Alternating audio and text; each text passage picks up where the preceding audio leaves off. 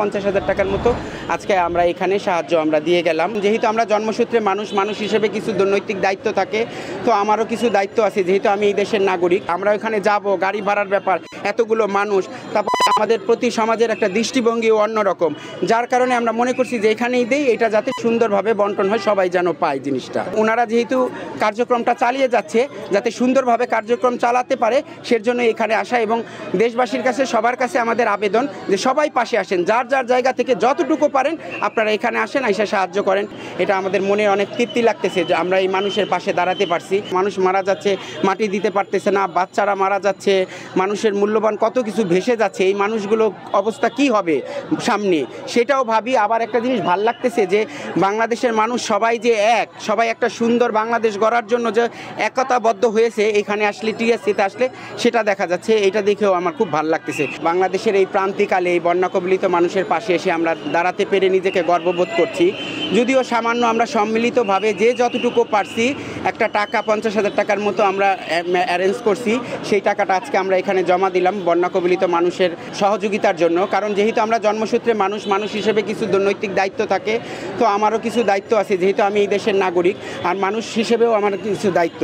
তো সেই অনুশোচনা বোধ থেকে যে দেখতেছি চতুর্দিকে যে বন্যা কবলিত মানুষ হাহাকার করতেছে, খাবার পাইতেছে না, বন্যায় ডুবে যাচ্ছে, তো এগুলো দেখে আমরা ঠিক থাকতে পারি নাই। তো আমরা সবাই মিলে সম্মিলিতভাবে যে আমরা কি করতে পারি, তখন বললাম যে আমরা সবাই মিলে যে যার জায়গা থেকে যতটুকু পারি, আমাদের হিজরা কমিটির মানুষ 20 টাকা, 10 টাকা, 50 টাকা, 500 টাকা এরকম একসাথে করে 50,000 টাকার মতো আজকে আমরা এখানে সাহায্য আমরা দিয়ে গেলাম।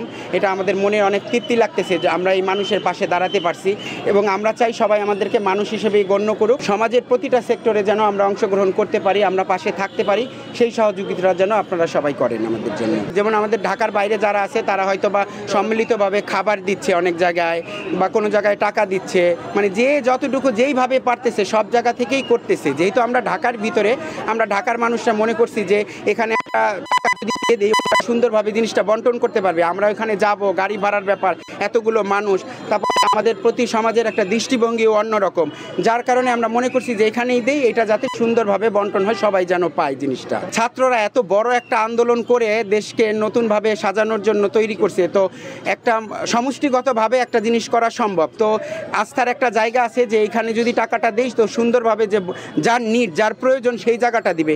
আমি হয়তো নিজে যে হয়তো দিতে পারতাম, হয়তো যে পাই নাই তার কাছে আমি নাও পৌঁছাইতে পারতাম, যে পাইছে তার কাছে দিয়ে আসলাম, তাহলে কিন্তু আমার সাহায্যটা করা হইল না প্রপারলি। যার কারণে এখানে দিছি। ওনারা যেহেতু কার্যক্রমটা চালিয়ে যাচ্ছে, যাতে সুন্দরভাবে কার্যক্রম চালাতে পারে, সেজন্য এখানে আসা। এবং দেশবাসীর কাছে, সবার কাছে আমাদের আবেদন যে সবাই পাশে আসেন, যার যার জায়গা থেকে যতটুকু পারেন আপনারা এখানে আসেন, এসে সাহায্য করেন।